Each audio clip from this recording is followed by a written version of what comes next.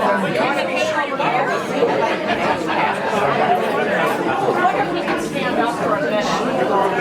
everybody has seen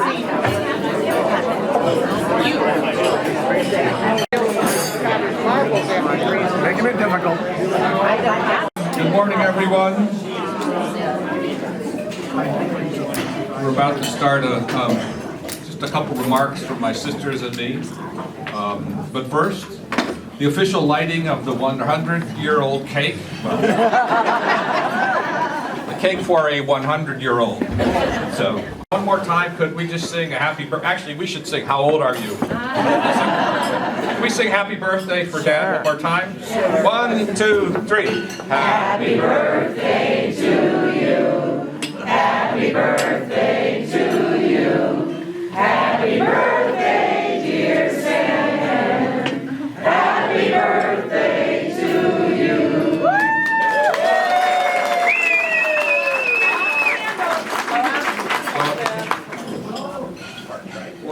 Make a wish. Make a wish.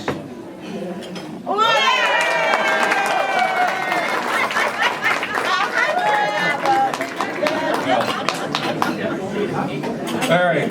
Well, thank you all. Thank you all for being here. This is obviously a very special day for our dad and us. As is every day that we get to spend with him and have him in our lives. So, on behalf of my sisters Sue and Beth and me, thank you for being here and for your friendship and camaraderie toward our father. I know he certainly appreciates it and feels a great part of this community. I want to thank Lance and Sherry and the entire church and Paige and everybody who did stuff to set things up and all the young people who have been helping. So thank you so much for helping organize this. Obviously couldn't have done it without them.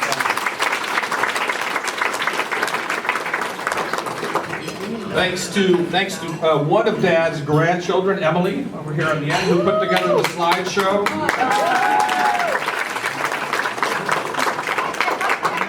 We want to have a special thanks to our cousin, our favorite cousin Paula, Paula came here this week. She lives in Richmond, Kentucky, but she was in Richmond, Virginia, and flew to here, and then on Friday night we went to Richmond, Illinois to have dinner.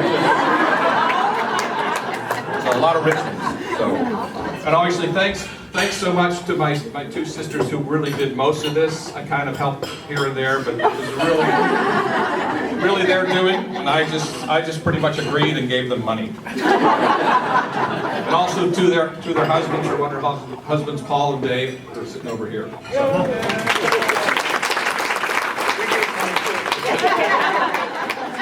Let me just tell you, a few things about my dad that you may or may not know.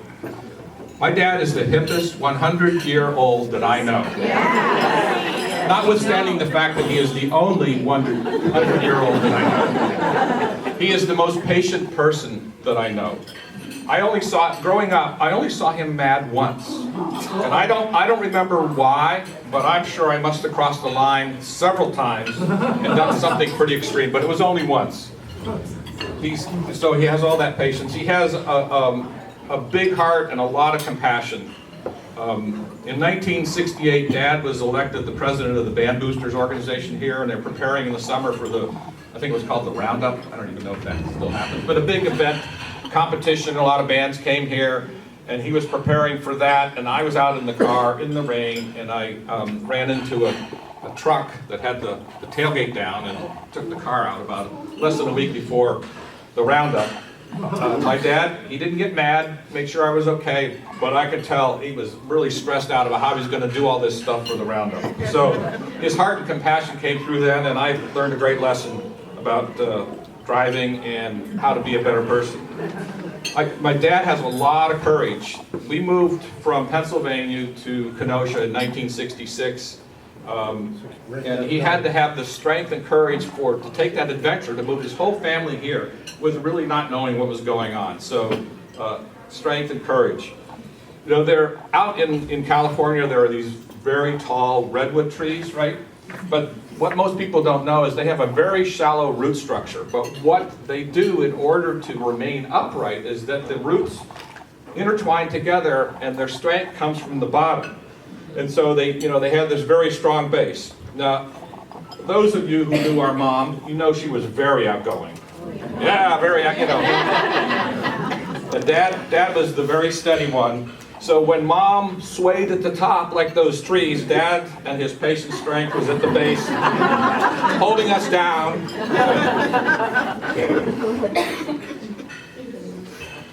I also got my love of music from my dad. He played drums in college, and when I was 4 or something like that, he got me a little drum set, a makeshift drum set. So I'm not sure he could have seen my career path develop from that, but I know it was connected. He's also very wise. In the 5th grade, when I was choosing an instrument to play, I really wanted to play trumpet, but I also had braces, and back then it was a mouthful of silver, you know, and they just, you know, they were sharp, and the orthodontist cautioned me because I would have to put pressure on the lips and probably cut the underside. I was not happy because I really wanted to play trumpet, but Dad explained to me that since I already knew how to play drums, why not take advantage of that knowledge and continue on with the drums. So that's what he did. He was very smart and very logical.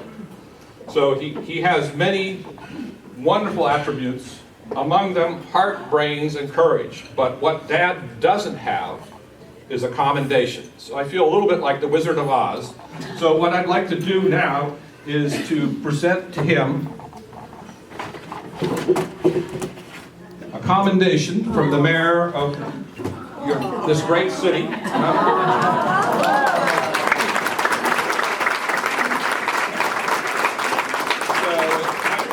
It's a little lengthy. Whereas J. Sanford Kennedy was born in Tarentum, Pennsylvania on March 4th, 1920, was raised there, lived in Franklin, Pennsylvania, and moved to Kenosha, Wisconsin in 1966. And whereas J. Sanford Kennedy married his loving wife, Julie, in 1946, and together they raised their son, Jay, and 2 daughters, Sue and Beth, in Franklin and Kenosha, where he lived in the same Kenosha home, and still does, for 54 years, and retired from the Eaton Corporation in 1985. And whereas J. Sanford and Julie were very involved in supporting the local music programs in the 60s and 70s when their children were in the Tremper High School bands and orchestras, during which time J. Sanford Kennedy also served as president of the Kenosha Band Boosters in 1968 and 69. And whereas, in addition to 3 children, J. Sanford Kennedy has 7 grandchildren: Casey, Megan, Cody, Emily, Spencer, Laura, and Amanda, and 5 great-grandchildren: Jackson, Harlow, Finn, Owen, and Chloe. And Chloe was just born a couple days ago. So, unfortunately, we knew the name and could get it on this. And whereas J. Sanford Kennedy's many accomplishments include graduating from the Carnegie Institute of Technology, now Carnegie Mellon University in Pittsburgh, with a Bachelor of Science degree, played drums in the marching band, membership in the Masons for 75 years, and membership in the Scottish Rite for 74 years. He has also been an active member of the First Presbyterian Church for 46 years. And whereas March 4th, 2020 will be a milestone in the life of J. Sanford Kennedy as he celebrates his 100th birthday at First Presbyterian Church with family and friends. Now, therefore, I, John, the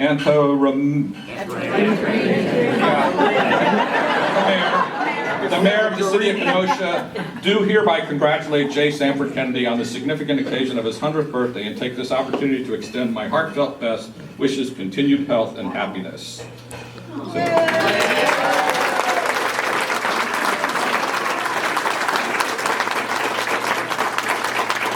So, thank you all for being here. I'm going to turn it over to one of my 2 favorite sisters, Sue. Thanks, Jay. Now, Jay may not remember the one time that Dad got really mad that I remember. He doesn't remember because he was involved in it. He was part of the reason Dad got mad. But we always had a live Christmas tree every year, and it had a base with water in it, and they weren't enclosed bases like they are now. And Jay and I would hide little green army men, plastic green army men, in the Christmas tree, and then we'd take the empty Christmas wrapping paper rolls and we'd bat the tree until the little army men fell out. And so we did that one Christmas, and with the tree lit, fully decorated with breakable ornaments, nothing plastic on that tree, and we knocked the tree over. And it was in a carpeted area, and the whole rug got soaking wet, and we're just looking at each other thinking of trying to come up with a way we could blame Beth.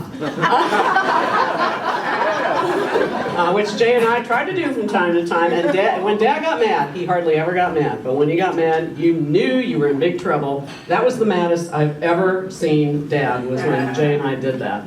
Beth was innocent on that one. So I want to also tell you some things about Dad you may not know. You kind of think of him as mild-mannered, right? You know, he doesn't, get his feathers ruffled too often or whatever. But he really has a wild and adventurous side to him that many of you may not know about. I come up here pretty frequently to visit him from Kansas City, home of the Super Bowl champions. And we never take a direct route anywhere. We take back roads everywhere. I don't think anybody knows Kenosha County streets and highways and country roads as well as my dad does. But also, when I was in college, I was in a sorority, and Beth was in the same one, and some of our sorority sisters are actually here. There was always a winter formal during Parents' Weekend. And Mom and Dad always came to this. It was a formal dinner dance, usually at the Palmer House in downtown Chicago. And women actually wore floor-length dresses back at that time. And Mom and Dad didn't drink, okay? So you have to understand, Mom, was very gregarious, as Jay said, and sometimes you thought she was drunk because she was so crazy. But Dad was always in the background being kind of quiet. But at this one formal one year, he got out on the dance floor, took his suit jacket off, and he was out there prancing around, swinging it around his head like this. And he apparently doesn't remember it. And I think everybody in that room who knew my parents pretty well just stood still. We were shocked. It's like, this is Mr. Kennedy doing this wild and crazy thing. So every once in a while, Dad will let out with something humorous like that. I do want to talk on a more serious note about some of my reflections about the birthday boy. I've been blessed to know him for 67 years. That's a long time to know your dad. When I think of him, I think, he was the anchor in the family, and he was really the grounded one. I got many of my mom's traits, and I'm very grateful for many of the characteristics I have that came from Mom. But I was actually always closer to Dad. Dad was the one that I went and talked to. He was non-judgmental. He was a good listener, very accepting of what I said to him. Of course, it may have been because he didn't hear half of what I said to him. Or maybe I'd have been in trouble a lot more often than I was. But no, seriously, he was a good listener. He had a lot of empathy. He never gave advice unless you actually asked him for advice. And so he took it very, very seriously. I always felt very visible and relevant around you, Dad. You taught us to be giving. You taught us to be loving. You were always there for us, and you still are, even after your 100 years. You gave us wings to fly wherever we wanted to go. When I was about 10, Jay had been a paper boy, and he was giving up his route because, I guess when you get to be 12 or something, you want to go mow lawns instead of being the paper boy. And I had subbed for him and helped him out from time to time, so I figured I was the most qualified to take over his route. So I went down to the newspaper office and applied for his job and explained why I should get it, and I was the most qualified. And you know what I was told? You can't be a paper boy because you're a girl. And I'm like, well, what's that got to do with it? I'm the most qualified. My first experience was sex discrimination, and that was before the Civil Rights Act was passed. I went home and talked to Dad about it, and Dad gave me some really sound advice. He said, you're right, it is unfair. It's probably a battle, though. You're not going to win. You can fight it. You need to go on. I love you.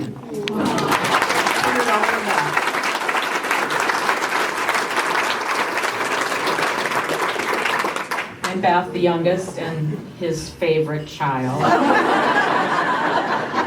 Of course, they took everything I was going to say, so ditto. No, I have a few other unique things to say. First of all, you may not know that his name is actually John Sanford Kennedy.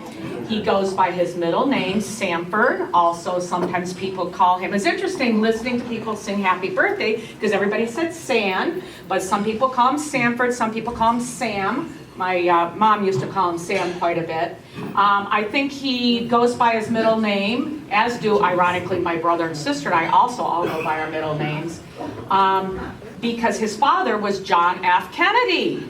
Not the presidential fame. Another name that he goes by among many of his grandchildren is Honey. And daughter Emily here, when she was about 2, was at my parents' house, and she heard my mom calling out to my dad somewhere else in the house, Honey, Honey, and so the name stuck. So we've even got some of the great-grandchildren, right, are calling him Honey. So how does he have this longevity? How did he get to be 100? Well, he does have some good genetics going for him. His parents lived into their 90s. He had aunts 101 and 103, so he's got to keep going to beat them. But also, he stays active. He's not, physically active out there doing push-ups and things like that, but he's out there every day. He goes out every day. It's a rare day that he doesn't get out. He's either sick or the snow is just too much and the snowplow guy hasn't come, but he gets out every day. He goes to lunch well, he does drive, folks. And as Sue said, he knows every road, back road, in Kenosha County, in all the surrounding counties, Illinois, and he just takes off. In fact, he drives so much that he has exceeded his last couple leases on his car, the mileage allowance. And he does drive safely. We've driven behind him, he drives very safely. But he doesn't like traffic, so he stays off of the any of the main drags. So just come to him if you need to know a different route. And he said he feels most comfortable behind the wheel. That's just kind of his thing. But anyway, so he gets out every day. He has his favorite waitresses at various restaurants, and when they leave, like Olive Garden's one of his favorite restaurants, when they leave Olive Garden and they go to another restaurant, he then goes to that one. So he goes up to Reef Point and Racine, and he goes to Milwaukee to an Olive Garden. He goes all over the place. And these lucky ladies, because they are all ladies, because he does like the ladies, they get the week of Valentine's Day, they all get a rose. So, and that's just one of the sweet things that my dad does. He's also a very good tipper, so I think they he is a very organized person, and I can't really speak about you, Jay, because I don't know if you're organized or not, but I know my sister, he probably is, I don't know. But my sister and I are very organized, and my dad is so organized. He's one of these people that takes, when he has a photograph, right away, he puts the date, the name of the people he was with, and where it was at. Every restaurant he goes to, he takes a business card. He's always got to get a business card. And again, he writes the date on and who he was with. We went to Disney World. He had that brochure and he was studying it. He not only checked off every attraction we went to, but they were numbered in order, and we knew exactly what we had done. So anyway, that's all I have to say about my dad, but we are so very proud that he's here. As you've heard, and many of you that knew our mother, she was so gregarious, and Dad was kind of more in the background, but he has just risen to the occasion and taken over, and he's just an awesome person, and we're so happy and blessed that he is here. And thank you all so much for coming. This means so much to us, and especially to our dad. So thank you for being his friend and loving him.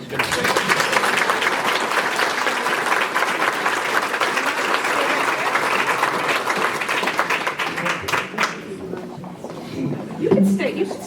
Just sit. You might want to sit on this wall. Is he okay right there? Wow.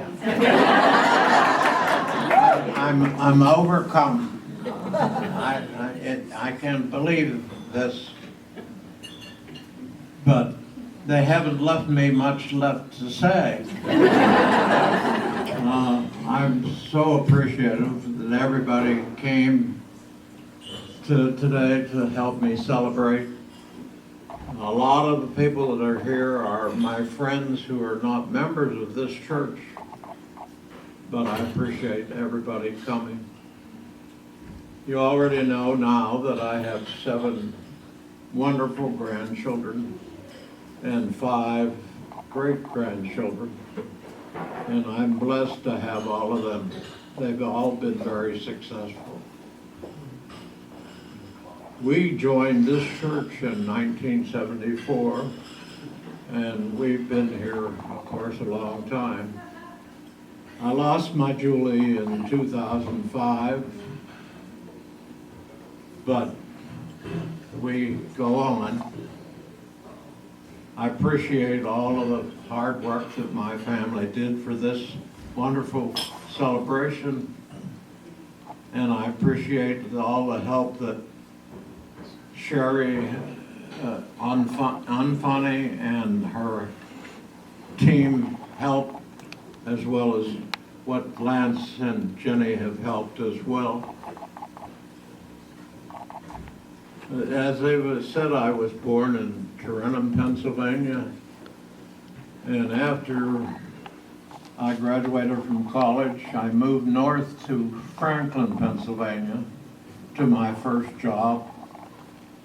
And while there, I met the love of my life, who I married then in 1946. Along the way, while we lived in Franklin, we had our 3 wonderful children, who you've all heard from now. And from that, we, the grandchildren, 4 of them are married now, and we'll have Emily, one granddaughter here today, along with husband Brandon.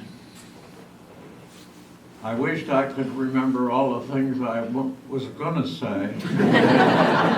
Anyhow, Julie and I were married in 1946, and we joined this church in 1974. I lost her in 2005, and of course I miss her a lot. I wish that she were here to help enjoy this today. If she would hear, she would be 96. So thank you all for coming, and I do appreciate this absolutely outstanding church. Happy birthday. We don't have them quite like this most of the time. But it was really, really nice. And I think that's about it.